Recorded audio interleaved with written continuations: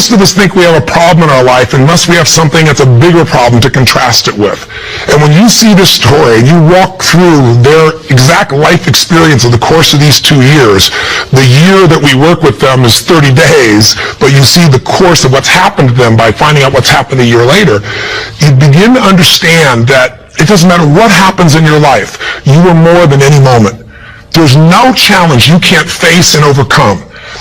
The events of our lives don't control our lives. Our decisions do.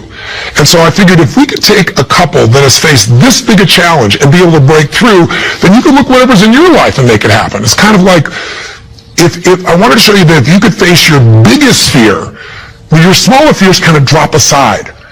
It's like, what's your biggest fear? Today, one of the biggest fears so many people in North America and around the world, the Western world, are facing is losing their job. It's a horrific possibility. It has impact on your family, your psychology, your emotion, so many things, your choices. But the truth of the matter is, what's a problem? Losing your job is a massive problem until you find yourself in a position where you lose all your savings. What it took you maybe 10 years of working to get. Then what's a problem after losing your savings? That's not a problem anymore when all of a sudden you lose your leg or an arm or something horrific happens to one of your children. That's not a problem when someone tells you all of a sudden that you have terminal cancer. And I've had those moments where somebody says you've got that tumor in your brain and we don't know what it means. Those moments take your other problems and make them disappear. And you know what's interesting? When you ask most people in North America, what's the greatest thing that could ever happen to you? Give them 10 seconds. It's been done over and over again. First 10 seconds, what comes to your mind? What's the best thing that could ever happen in your life? The majority of people in North America say what? Can you guess? Winning the lottery. And many of them say winning a $100 million lottery, $200 million lottery. That's what's going to make their quality of life extraordinary. But when you do the studies, and there have been many done over the last 15 or 20 years on people that win these giant lotteries, what are their lives like 2 years later, 3 years later, 5 years later? Is the quality of their life extraordinary? Rarely, if ever. Because what's happened is they haven't grown. Life gives us these events, these, quote, horrific events, because there's an area of our life that has to grow. If you were to ask me, Tony, out of all the millions of people you've worked with, if someone really wants to feel alive, they want joy, they want happiness, they don't just want money or things or just even respect. They want to feel a sense that life is meaningful and alive.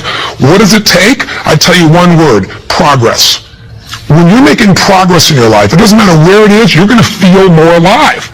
If you're overweight, when you get yourself today and you say, you know what, I'm stepping into gear. I'm just putting these darn shoes on. I'm not waiting for the perfect, person to come by and coach me. I'll get that too. But right now, I'm just going for a walk, or I'm going to go for a jog, or I'm going to go lift some weights. I'm going to do something right now.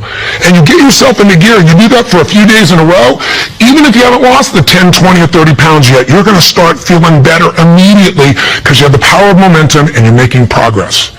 Progress equals growth. Growth equals feeling alive. We grow or we die.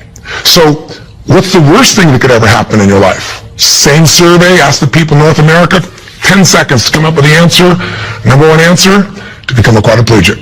That's why I made the show.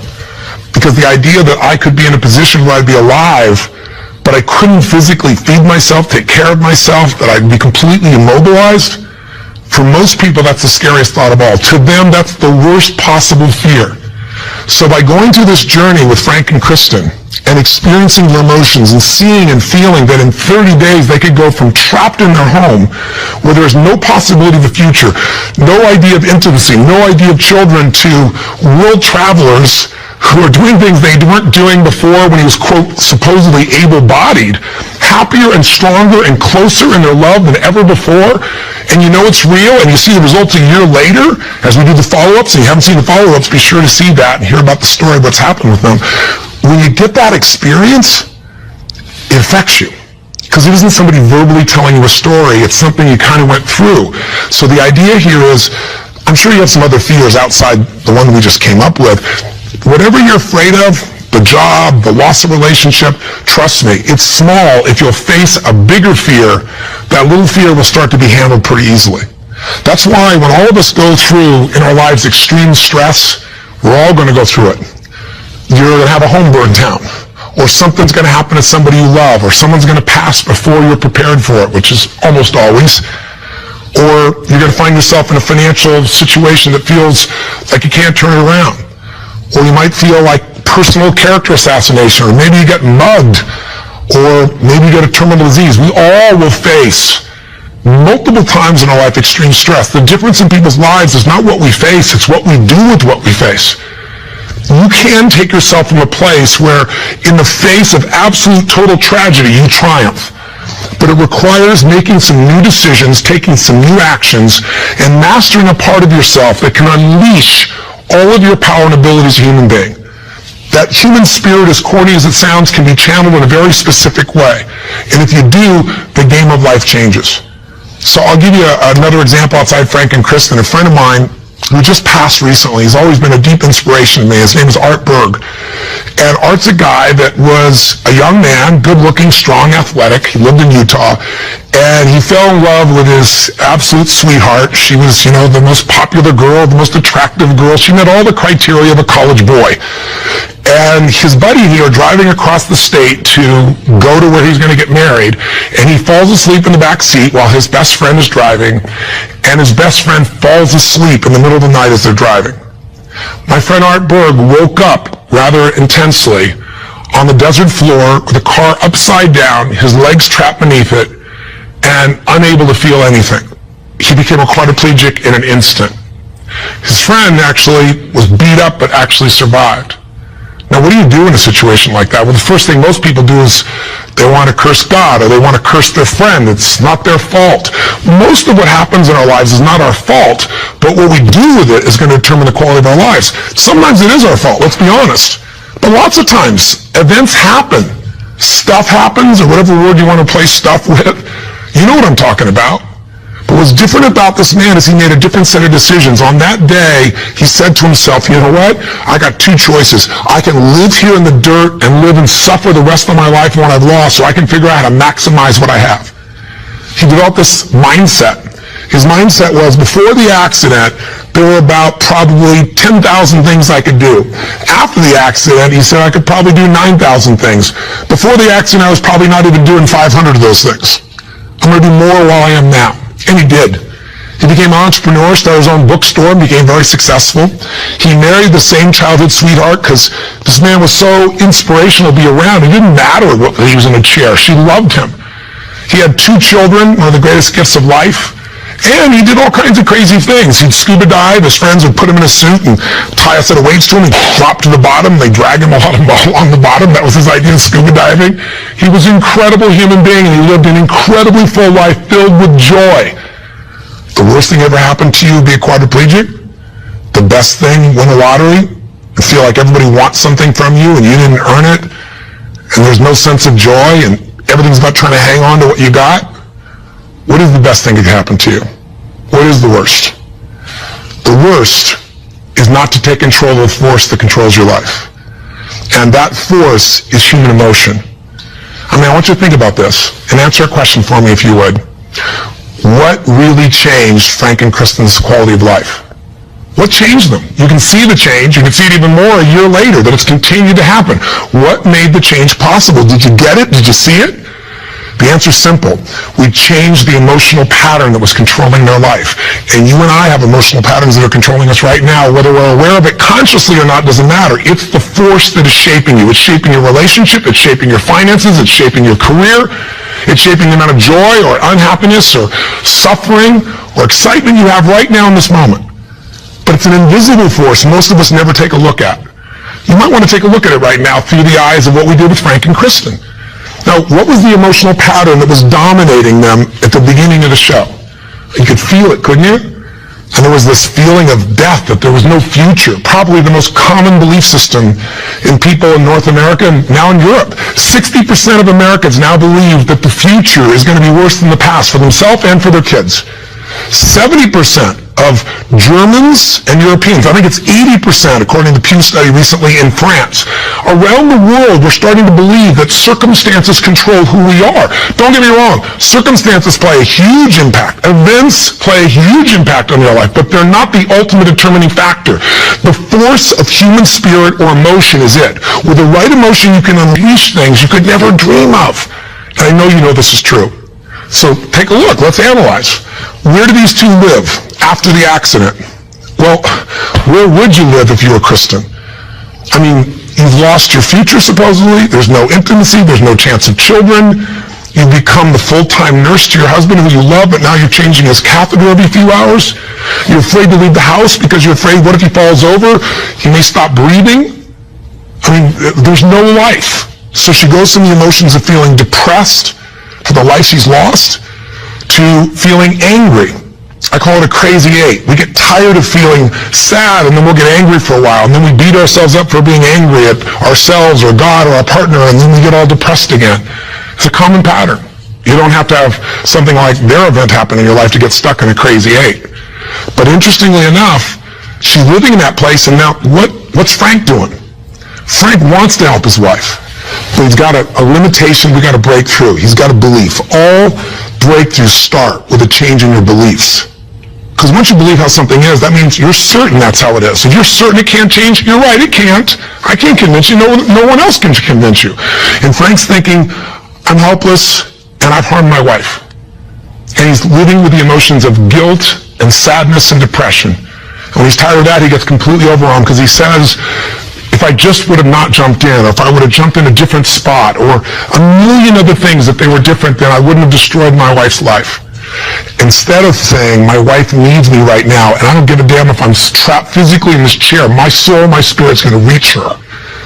That's my assignment, to get him to remember that power.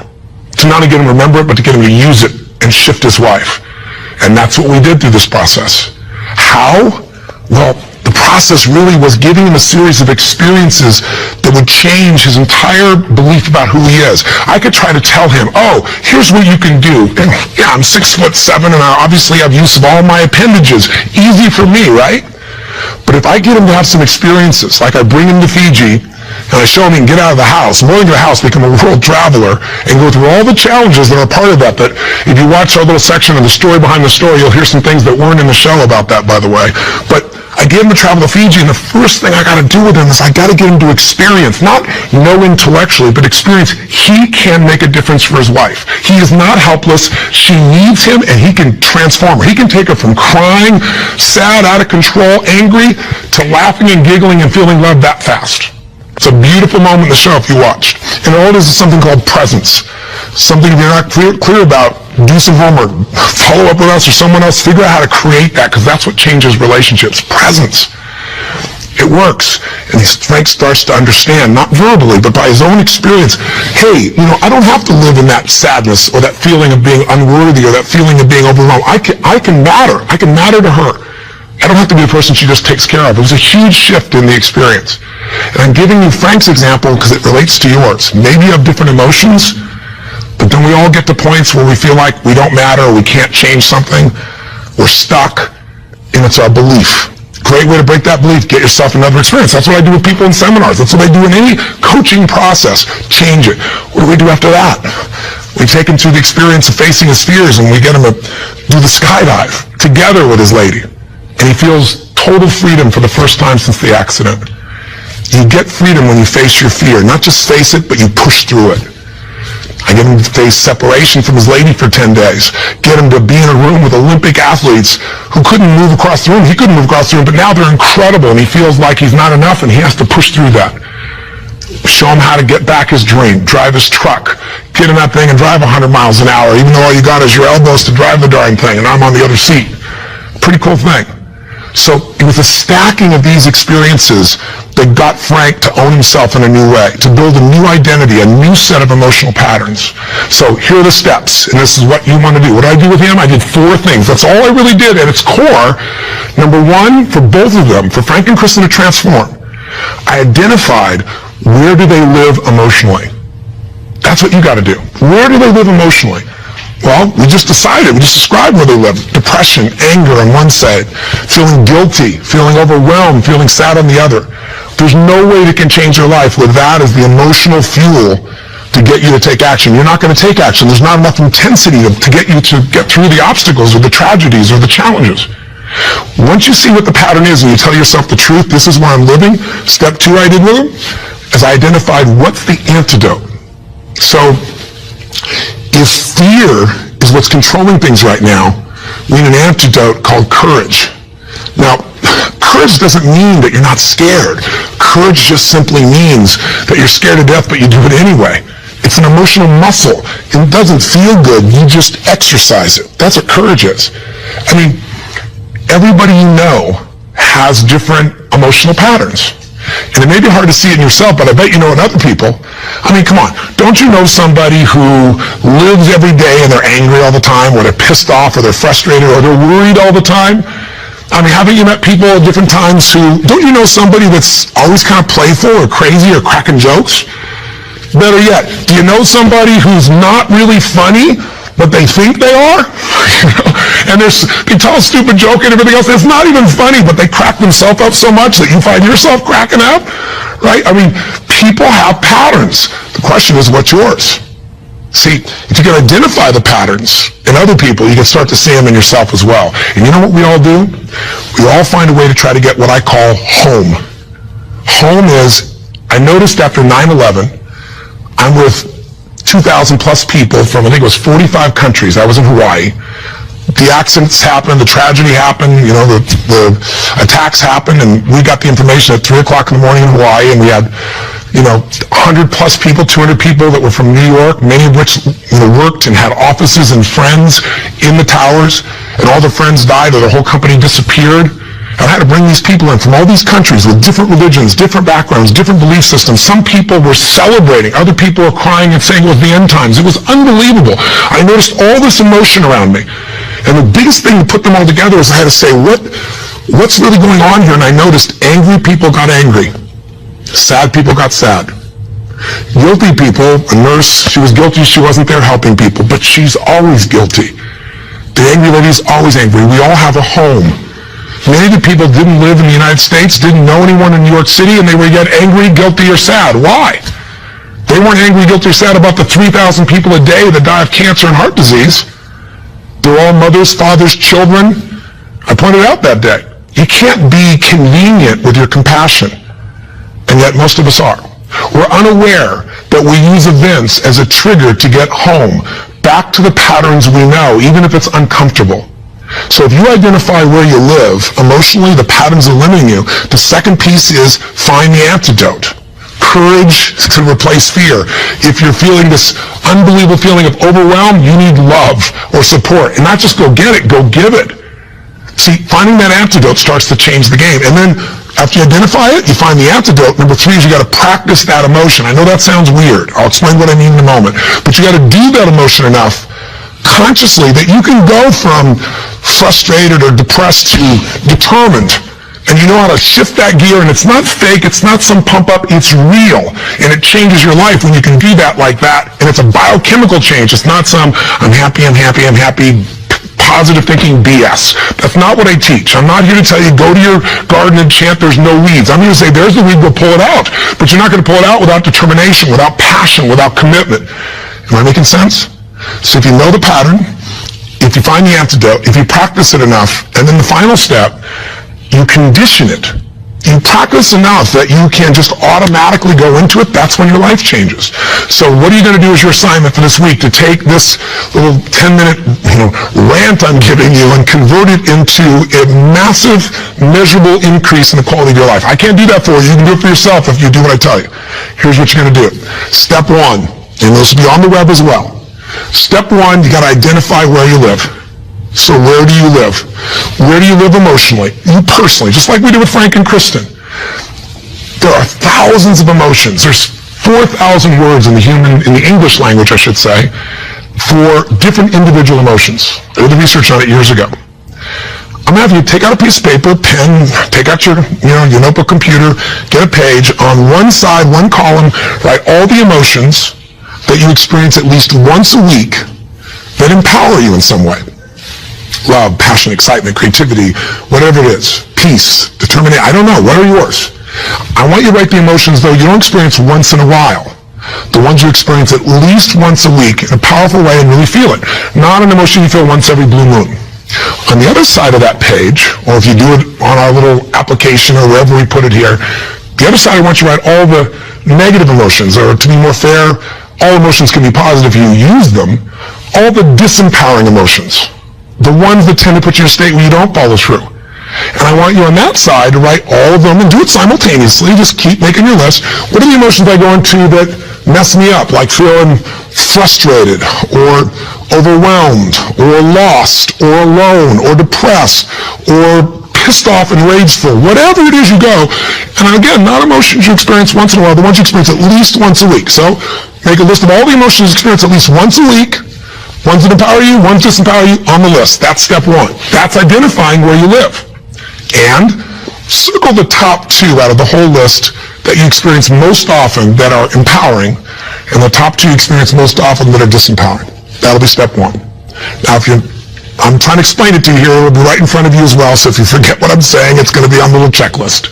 But I want you to know what I mean. Step two, let's identify the solution. So you look at your list, and you see on the disempowering list, I got sadness and depression, or I got feeling lonely, or I've got feeling rage and anger, or I got feeling fear. What emotional state would you like to feel in that situation that would change your life? If it's fear, maybe it's courage. Again, courage doesn't mean it's easy, doesn't mean you feel, confident. It just means you're going to do it anyway. Maybe it's determination. Maybe instead of feeling alone, you feel loving and you go give to somebody else. What's the antidote? What's an emotional pattern that if you live that, it would change the game? Is it faith? Is it passion? Is it courage? Is it playfulness? You're taking things just too damn seriously. You've forgotten perspective. Go watch the show again. See if you really have a problem. See if your problems are as challenging as the people you just saw who transformed their tragedy into something tremendous, something beautiful, something magnificent, something meaningful, something that can even help other people that are watching. That's the beauty. So that's the second step. What's the antidote? Come up with your antidote emotion. Step three is you got to practice that emotion. Now, I know that sounds silly, stupid, kind of weird. But if you came to a seminar with me, you'd see, 3,000, 10,000 people, and we do this, and we condition that new emotion till you can shift gears. Have you ever heard about the fire walk? It's not about the fire walk. I do skydiving, all kinds of crazy stuff. It's a metaphor for how do I go from afraid, fire's metaphor for whatever you don't follow through on in your life, whatever holds you back, to snapping, going to a state of mind where I just move through. It's not this big mind over matter thing. It's mind over emotion. It's shifting. And when you learn how to go from scared to determined in action, what can't you do in your life? So we show you how to do that. But for right now, I'll give you just a quick example. Understand that emotion is really created by motion, by the way you use your body. So quick example, real quick. Imagine a time when you know someone who's depressed or you were depressed. You ever felt that way? I'm sure you have at some time. And think about what you do with your body. When somebody's depressed, they get all excited, talk faster, gesture. No. Everything kind of slows down, doesn't it? What happens to your shoulders? They drop. Where's your head when you're depressed? It drops. Where's your breathing? Full or shallow? You know it becomes shallow. You talk loud and fast or slow and quiet? Slow and quiet. More hesitant. Now, emotion is created by motion. You can try and think yourself in unhappy, but if you go unhappy, and your body's like this, nothing's going to change. We can change our biochemistry by eating, by taking a drug, by smoking a cigarette, because when you take a different breath, you eat food you like, you fill up your tummy, and you start to breathe nice. Your whole mental, emotional state changes, doesn't it? So what I'm saying is you don't need the cigarette, you don't actually need the food, you can just physically learn to say, this is what I do when I'm depressed, this is what I do when I'm most determined. And so there's this gesture I made. I remember one time when I was a kid, or one time I got pissed off and what did I do? I made a gesture, I stood taller, I looked the person in the eye, I spoke with more authority. Now, my idea of passion and determination may be a little over the top for you and I get it. I'm a crazy mofo and I'm a passionate human being, but you can do your version. What do you do when you're really feeling something like determined? What do you do when you are passionate? With your face, with your voice, with your body. Just practice and make a contrast. Here's what I do when I'm sad. Here's what I do when I feel loved. Here's what I do when I'm worried. Here's what I do when I'm determined. That's what I mean by practice. And I'd love to have you in an event, but I'm trying to give this to you so you can do it right now, and you can. And maybe this would be helpful to do with friends so they can give you feedback and say, here's what you do. I see you do this when you're really strong. I see you do that when you're kind of weak. That's the third step. Practice. Now, what's the assignment? Figure out your emotions. Where do you live? Positive, negative. What are the big primary one antidotes? What emotions do you need? Practice the emotions you need so you can go into them a few times. Sounds a little weird, but if you do it, you'll see it's actually quite fun. Feels powerful. Maybe do it with a friend. That's the easy way to do it. And condition it. And that means take the next 3 days, do this 3 times. Figure out the difference and shift from not sure, worried to determined. From overwhelmed, I don't know what to do, to focused. And you just deliberately, physically make the change from one to the other. 3 times for 3 days. If you're bold, do it for 7. But if you do this 3 or 4 times a day for 3 to 7 days, you'll start to get a pattern in your body. And the pattern in your body, a new pattern means a new life. Our life's a reflection of our emotional patterns. If you live in sadness and depression, you could have $1 billion and your life is called sad and depressed. If you're living feeling grateful, feeling alive, feeling passionate, your life is filled with gratitude and passion. Doesn't matter what's happening anywhere else. And you can face any challenge from those emotions and you can overcome.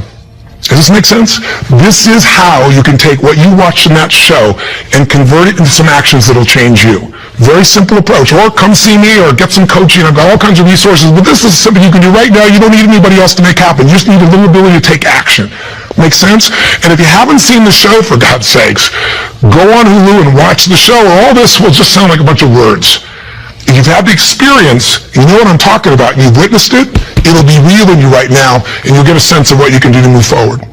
And if you can't find it on Hulu, once again, send us a little email, and we'll make sure we find a way for you to be able to observe or experience the show directly. And last thing I'll say to you is, the best way to keep something in your body is share it with somebody else. The whole philosophy of my life has been, if your life's going to be meaningful, you can't just be about me, you got to be about we. So if you can, if you feel like it, if your spirit's touched by this, help us pay it forward. Share this with your friends. You can share the clip of our show. You can share this little section. In all kinds of ways. Just take the clip and send it. And we have a way you can push a button and once again send it virally to everybody. Everybody who's on your email list, we'd love it if that works for you. If you don't, we're totally respectful of that. But in the end, I can promise you one thing. If you will do this, if you'll discover your current emotional pattern and you'll change it through a little bit of practice over and over again, you will change the quality of your life no matter what you're facing. Make sense? Thanks for taking the time. I hope this was close to 10 minutes. I went a little crazy, but it's really just designed to try to really serve you. So, till I see you again, hopefully next week, live strong and live with passion. God bless.